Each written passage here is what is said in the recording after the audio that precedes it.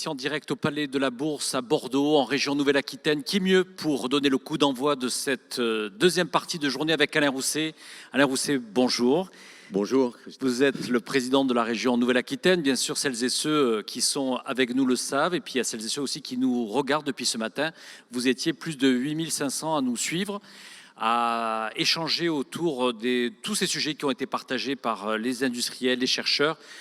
On a senti, Alain Rousset, c'est la deuxième édition de ce sommet aéronautique et spatial. Ici même, ce matin, Alain Anziani a donné le coup d'envoi. Il me disait tout à l'heure, il sent en un an une sorte de saut, de prise de conscience encore plus forte et de détermination chez les industriels, ici présents, nombreux avec le BAS, et les chercheurs sur la nécessité d'aller encore plus vite. Est-ce que vous l'observez et comment voyez-vous ce rapport avec le temps ? Alors, c'est le plus compliqué, surtout lorsqu'on n'a pas anticipé. Ceci dit, je partage le sentiment d'Alain Anziani. Je le sens. Il est fait de deux phénomènes. D'abord, de l'appréhension, enfin, du réchauffement climatique et de ses causes, même si le monde aéronautique n'est pas le principal émetteur, mais je pense que tout le monde est embarqué dans le même combat. Il est fait aussi de ce que l'on a observé ici même en Gironde cet été.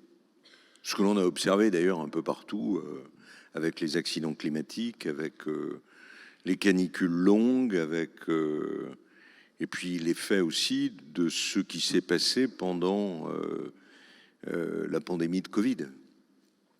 Donc voilà, maintenant, des actions ont été menées. Je pense notamment à ce que nous avons accompagné avec Turbomeca, Safran Helicopter Engines, pour faire voler un premier hélicoptère à l'huile de vidange ou à l'huile de friture, sur toutes les analyses qui ont été faites sur les biocarburants avec les coopératives agricoles, notamment Euralis, je parle ici en Nouvelle-Aquitaine, avec les observations qui sont faites que lorsque l'on met suffisamment de biocarburants, on fait baisser de 80% les dégagements de gaz à effet de serre, et notamment les NOx qui sont extrêmement perturbants pour le climat.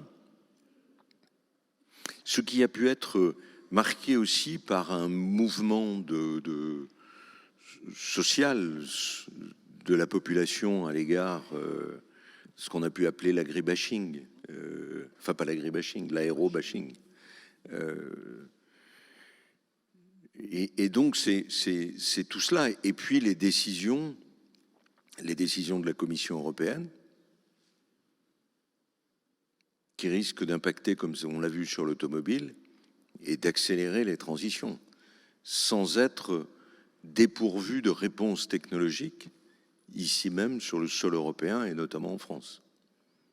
Justement, Alain Rousset, on est dans une période où on disait il y a un an, il n'y avait pas eu la guerre en Ukraine qui avait éclaté. On est face à une mondialisation nouvelle, en tous les cas une fragmentation du monde. Certains parlent de démondialisation, on va plutôt parler de fragmentation. Comment justement aux industriels qui sont avec nous aujourd'hui, vous leur dites à la fois de plus que jamais protéger notre souveraineté industrielle. Voilà, la région Nouvelle-Aquitaine est souvent un petit peu la région de référence en France dès qu'on parle d'industrie, mais quand vous regardez le monde tel qu'il est aujourd'hui, qui n'était pas celui d'il y a un an, entre cette priorité souveraineté industrielle, que je dirais la région plus Nouvelle-Aquitaine incarne plutôt bien par ses activités. Et que l'on n'a pas perdu, à la différence d'autres pans de l'industrie, comme les médicaments, les biotech, etc., que l'on n'a pas perdu en Europe. On peut s'inquiéter aujourd'hui sur le spatial, s'il n'y a pas un effort massif sur les lanceurs, sur les satellites, sur l'observation de l'espace. J'ai une vraie inquiétude. On en a parlé lorsqu'on a fait un colloque sur le New Space dans Bordeaux il y a quelques jours. de cela. Sur l'aéronautique, on a des acteurs industriels puissants. Le problème aujourd'hui, c'est l'accélération. Comment on accélère un effort de recherche fondamental sur les matériaux, sur l'allègement, sur les batteries, et l'Aquitaine, dans ce domaine-là, a structuré depuis 12 ans un cluster, un écosystème autour des batteries.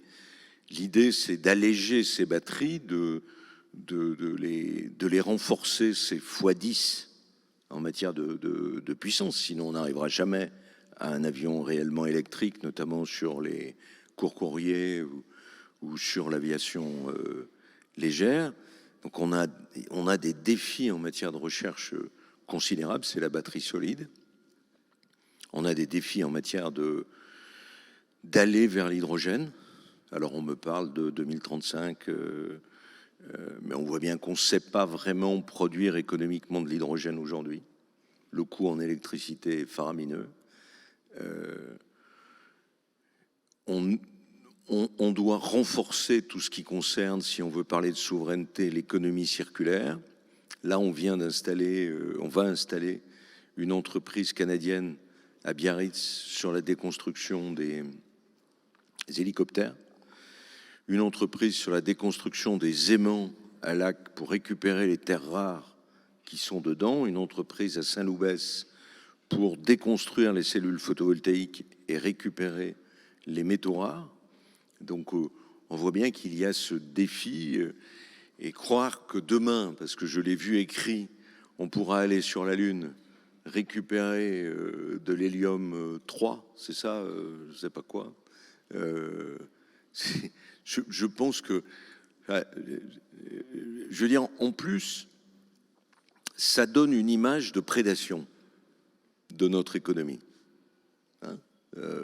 On ne réfléchit pas à ce que nous sommes, on ne réfléchit pas aux conditions des sauts technologiques nécessaires. Et ce que je dis, c'est valable pour l'aéronautique, mais c'est valable de la même manière pour nos médicaments, pour les biotechnologies, pour la santé. C'est valable pour l'électronique aussi. Et le diable se niche dans le détail. On a une entreprise dans l'agglomération bordelaise qui risque de passer sous pavillon américain. Cette entreprise fabrique des produits embarqués dans les têtes avant des Rafales, chez Boeing, chez Airbus, dans nos Barracuda. Qu'est-ce qui se passe si demain les États-Unis mettent en marche sur tel ou tel composant leur fameux programme ITAR, qui peut être rétroactif, hein? Donc c'est un problème européen global. Et il faut qu'on ait une vision à 360 degrés sur à la fois tous les composants stratégiques, toutes les pièces, comment on se départit de notre dépendance à la Chine et l'Inde à l'égard d'un certain nombre de matériaux, de terres, et dans le même temps, comment on protège la planète. On ne peut pas continuer à faire des trous dans cette planète. Vous connaissez cette plaisanterie que Gilles Boeuf, le biologiste, ancien président du Muséum d'histoire naturelle, raconte, qui est assez intéressante d'ailleurs. C'est deux planètes qui se rencontrent. Il y en a une qui est morte, l'autre qui est vivante. Et sur la planète vivante, il y a plein d'objets qui font des trous dans la Terre. Une espèce de grandes machines font des trous dans la Terre. Et la planète vivante dit à l'autre planète, mais comment tu fais, toi, pour être tranquille sur ta surface? Et la planète morte lui dit, mais tranquillise-toi, hein, tu vas y arriver bientôt, parce que c'est le sort qui est réservé aux planètes qui sont exploitées dans leur sous-sol. Donc, voilà, il faut remplacer, vous savez, vous vous souvenez de ce slogan des années 70 ou 60, je ne sais plus, on n'a pas du pétrole, mais on a des idées. Comment on est capable, dans notre pays, d'investir, comme le fait Taïwan, 145 milliards d'euros pour les microprocesseurs, comment on est capable de dire, la France, peut-être l'Europe, je mets 200 milliards d'euros pour le spatial, pour les biotech, etc., l'économie circulaire. Voilà, c'est... Est-ce que pour vous, selon vous, France 2030, qui est ce programme... France 2030, c'est 30 milliards. Enfin, l'Allemagne met 200 milliards. Donc ce n'est pas la bonne maille. Mais non, mais enfin, je veux dire, on s'amuse là. Enfin, je l'ai dit, je l'ai répété. Je le dis parce que je participe à certains lieux qui travaillent là-dessus. Non pas que le sens ne soit pas bon, mais on n'est pas à la maille. On n'est pas à la maille. Pas à la maille. Et dans le même temps, nos grands scientifiques s'en vont parce que le CNRS, l'INSERM, l'INRIA ne les paye pas correctement. Qui a inventé le vaccin à ARN messager? C'est un Français qui était aux États-Unis. Un sujet, Alain Rousset, tout à l'heure dans les travaux, il y avait beaucoup de patrons de PME qui s'inquiètent, qui à la fois ont conscience, et notamment je pense à ces patrons de PME, PMI qui sont dans la supply chain aujourd'hui, ici même implantés dans la métropole ou en région Nouvelle-Aquitaine, sur le fait qu'on est quand même dans un moment à la fois où il faut investir, vous l'avez dit il y a quelques minutes, il faut beaucoup investir pour pouvoir accélérer face à cette urgence climatique en termes d'innovation. Et à la fois, ils se retrouvent aujourd'hui avec bien sûr une hausse du coût de l'énergie qui va avoir un impact direct sur leur exploitation, sur leur trésorerie. On a parlé déjà de ce sujet il y a quelques semaines au Congrès des régions. Selon vous, pour réussir, une fois qu'on a fait les beaux discours, on dit on veut tous y aller, est-ce que les PME et PMI auront les moyens de suivre les grands donneurs d'ordre pour pouvoir justement innover et comment renforcer leurs fonds propres pour pouvoir être à l'heure du rendez-vous? En posant les questions, vous avez la réponse. Un, sur les fonds propres, on n'a pas réellement de système en France. Ça ne marche pas. On investit dans les fonds propres 13 milliards de moins que l'Angleterre, parce que tout est centralisé. Et quand tout est centralisé, tout est consolidé. Mais encore une fois, le problème de l'aéronautique, c'est le même que sur les biotech. Je crois qu'on a un fonds de 800 millions d'euros au niveau des biotech en France, à la BPI ou à côté. Le fait de passer de la molécule au médicament, c'est 400 millions d'euros. Ça aide 2 dossiers. 2 dossiers. Donc c'est totalement dérisoire. Totalement dérisoire. On nous a refusé, on m'a refusé de créer des banques régionales d'investissement. Tout est centralisé, encore une fois, tout est consolidé. Et je veux dire, le comportement est totalement insupportable. Donc oui, il y a un problème de fonds propres qu'on nous laisse faire, qu'on laisse les régions faire, comme les Länder allemands, comme les régions italiennes, comme les pays d'Europe du Nord, comme tous les pays démocratiques. Qu'on ne nous prenne pas comme des incompétents, des gens qui n'aideraient que les entreprises qui sont en difficulté. On n'est plus dans le système des SDR des années 70-80. On sait comprendre et gérer un dossier. Donc oui, il y a un problème de fonds propres, notamment à la sortie des PGE pour les PME. Oui, il faut que les grands groupes, et nous allons faire en sorte qu'il en soit ainsi en Nouvelle-Aquitaine, se mettent autour de la table pour travailler avec leurs services achats, travailler avec leurs services industrie, pour faire les sauts technologiques qui vont bien. J'étais, je ne sais plus quel jour, d'ailleurs je ne sais plus quel jour on est, mais bon, hier, c'est ça? Hier, oui, hier c'était lundi, mais voilà. On inaugurait le centre, vendredi dernier, on inaugurait le centre de technologie additive de Safran. Vous imaginez là, vous passez des technologies abrasives à des technologies additives. Donc Safran le fait pour le groupe. Comment les PME pourront répondre à des baisses de coûts, à des justes à temps, dans un délai relativement court, face à ces sauts technologiques? Comment investir des dizaines de millions d'euros. Où est le programme de la DGE? Où est le programme de la DGE? Comment est-on capable, je vois la patronne de Thales ici, de récupérer les compétences en matière d'électronique?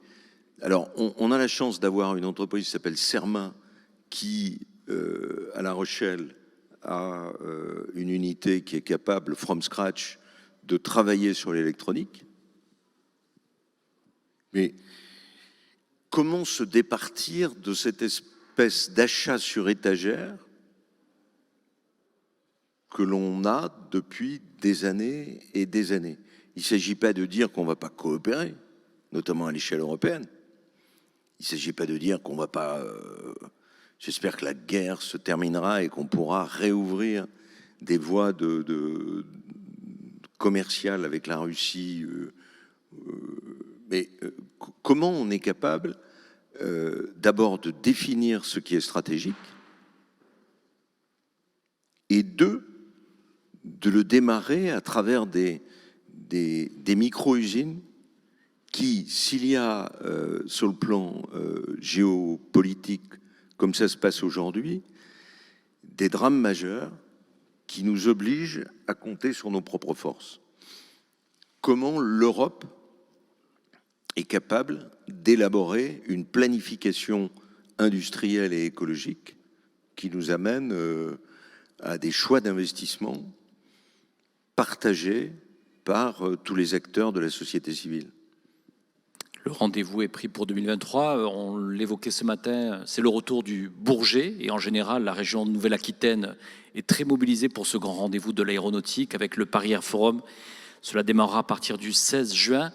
Justement, l'annonce qui a été faite par l'OACI, il y a Nicolas Rallot qui est parmi nous sur la déclaration justement du transport aérien. Ça a été fait vendredi dernier, objectif de neutralité carbone, en tout cas un engagement de tous les acteurs. Vous avez reçu, je crois tout à l'heure dans votre bureau, Damien Cazet, le patron de la DGAC. Voilà. Quel est le message en tous les cas que ça vous inspire et celui que vous pouvez partager? On arrive au terme de cet échange.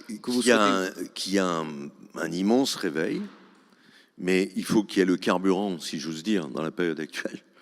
Il faut qu'il y ait le carburant qui soit des financements conditionnés. Le réveil sans argent, ça ne marche pas. C'est ce que vous dites, Alain Rousset. Je ne sais plus, j'ai lu un chiffre de 1550 milliards pour arriver en 2050 à l'avion décarboné.